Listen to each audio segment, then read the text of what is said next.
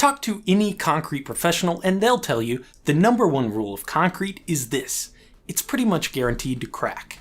But not all cracking is considered equal, and there's a way to reinforce concrete to minimize its negative impacts. Hey, I'm Grady, and this is Practical Engineering. Today, we're talking about pre-stressed concrete.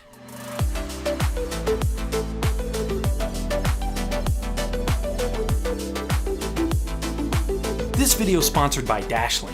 Never forget a password again. More on that later. Despite its excellent qualities as a structural material, concrete has some weaknesses too. One that we've discussed in previous videos is that it has almost no strength against tension. Concrete can withstand a tremendous amount of compressive stress, but when you try to pull it apart, it gives up easily. Concrete's other weakness is that it's brittle. It doesn't have any give or stretch or ductility. Combine these two weaknesses and you get cracks. Concrete loves to crack. And if you're designing or building something made of concrete, understanding how much and where it's going to crack can be the difference between the success and failure of your structure.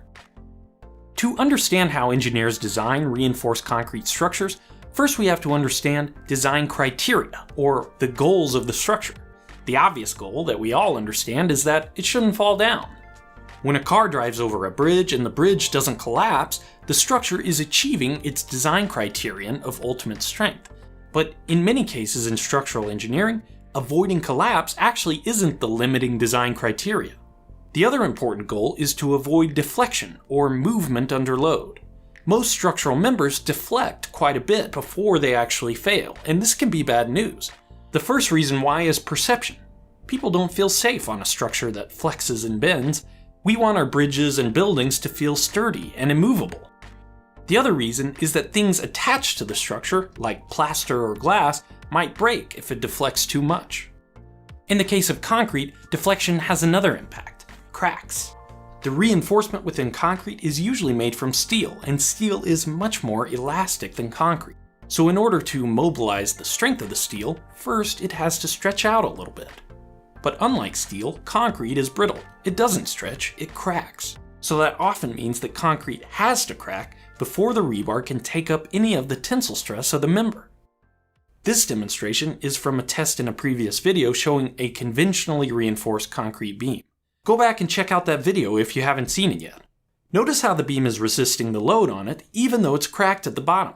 It's meeting design criteria #1, it's holding the load, in this case 6 tons, without failing. But it's not meeting design criteria #2, serviceability. It's deflecting too much, and the concrete is cracked. Those cracks not only look bad, but in an actual structure they could allow water and contaminants into contact with the reinforcement, eventually causing it to corrode, weaken, and even fail. One solution to this problem of deflection in concrete members is pre-stressing, or putting compressive stress into the structural member before it gets put into service. This is normally accomplished by tensioning the reinforcement within the concrete. This gives a member a compressive stress that will balance the tensile stress imposed in the member once it's put into service. A conventionally reinforced concrete member doesn't have any compression to start with, so it will deflect too much well before it's in any danger of not being strong enough to hold the load.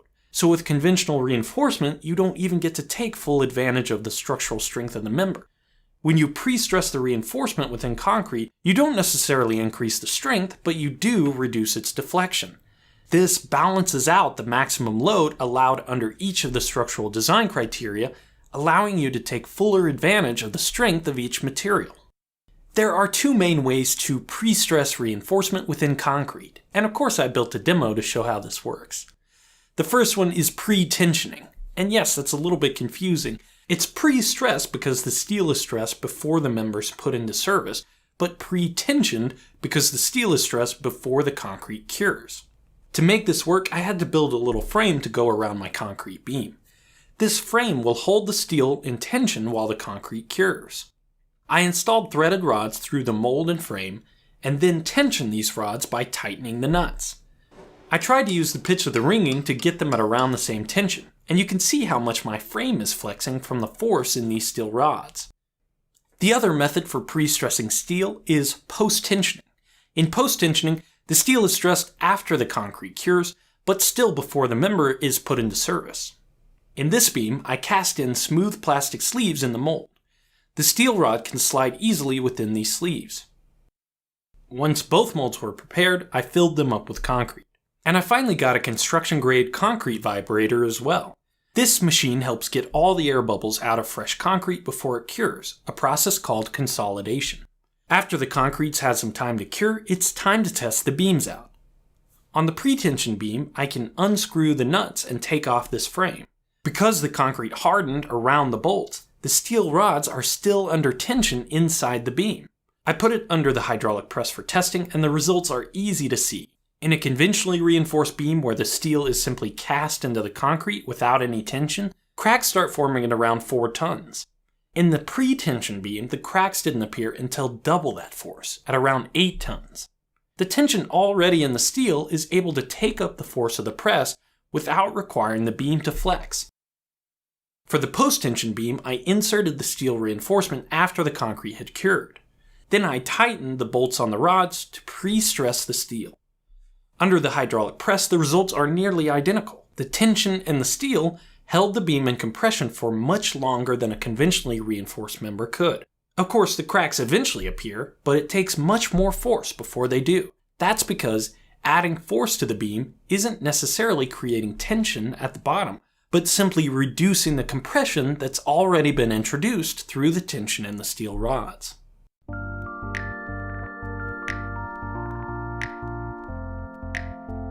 It's important to point out that we didn't make these beams any stronger. Both the steel and concrete have the same strength they would without pre-stressing. But we did increase the serviceability of the member by reducing the amount of deflection under load. Of course, none of these examples actually failed because of the reinforcement, and that wasn't the point of this demo, but it's still fun to test everything to failure. Pre-stressed concrete is used in all kinds of structures, from bridges to buildings to silos and tanks. It's a great way to minimize cracking and take fuller advantage of the incredible strength of reinforced concrete. Thank you for watching, and let me know what you think. Thanks to Dashlane for sponsoring this video. I've been the victim of at least 10 major online data breaches in my life, including Facebook, LinkedIn, and Equifax. Obviously, all those passwords have been changed, but if I was reusing the same password for all my online accounts, any data breach could give people access to my bank accounts, health records, and everything in between. Dashlane simplifies online security and password management by seamlessly integrating into your browser and syncing between any kind of device automatically. And it's more than just a password manager. Dashlane warns you if stolen personal information is found in a data breach, can help you change passwords without going through a maze of web page settings, and has dark web monitoring and a VPN. I've been using Dashlane for a while now, and I really enjoy the peace of mind knowing my online accounts each have their own password that I don't have to try and remember on my own. Support this channel and visit dashlane.com/practicalengineering to sign up for free. Use promo code practicalengineering to get 10% off a 1-year premium subscription. Again, thank you for watching, and let me know what you think.